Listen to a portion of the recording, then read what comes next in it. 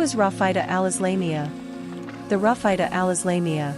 She was a Sahabi, which implies she traveled with the Prophet, and her estimated birth date is 620 AD. She was a doctor's daughter, and she would help him out with surgeries, learning a lot about medicine in the process. She later went on to become the first nurse in the Middle East as a result. Prophet sallallahu alaihi wasallam invited her first time in the battle. Rufaida developed such expertise in her line of work that the Prophet sallallahu alaihi wasallam requested she come to the battlefield to treat the injured during the defensive engagements fought by the Muslim army. At the time, this was quite innovative because men were seen to be better suited for the nursing profession. She was one of the first women in the region to hold that position and be acknowledged for it, if not the first.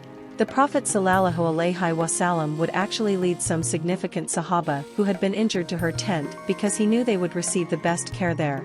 She was that skilled at responding to the wounded and caring for them. According to Aliyah Hussaini Yusufi, when Rufaida Al-Aslamia became the first Muslim woman nurse in history.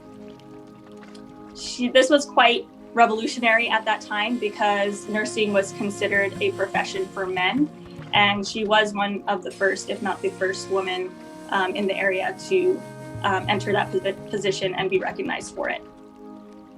She was so good at tending to the wounded and taking care of them that the Prophet ﷺ would actually direct certain important Sahaba that had been wounded to her tent because he knew that they would be given the best care by her. After that, she went on to train an entire group of women, volunteer nurses, and after they were adequately trained, there was an opportunity for them to accompany the Muslim army at the Battle of Khyber, which was a battle to defend the city of Medina.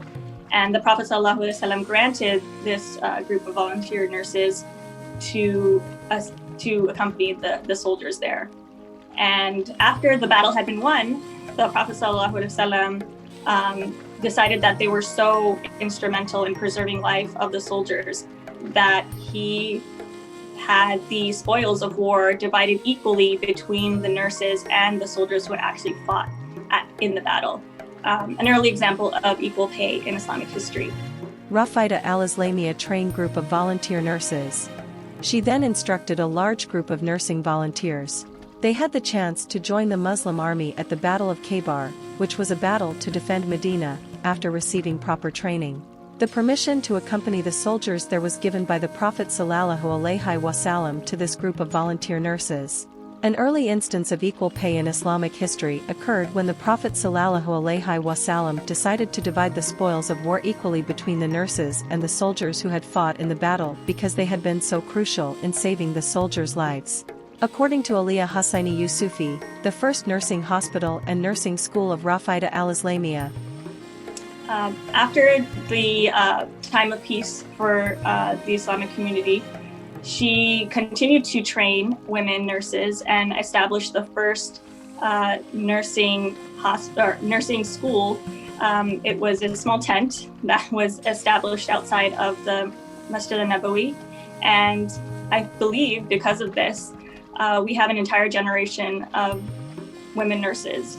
Even today now, we have transformed the nursing field to be thought of as a women-led field, and I feel that that is in part because of Rufaida and her desire to share that knowledge with her community and the women around her.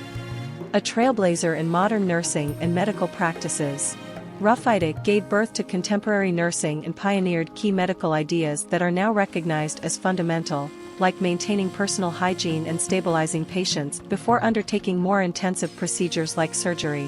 What we learn from the life of Rufaida Al-Aslamia. Rufaida's life may teach us a lot of things, but two of the most significant ones are that women should support one another. She didn't keep her achievement and acclaim in her area to herself after she had attained it. Instead, she went on to train a whole generation of nurses, leaving a long-lasting legacy.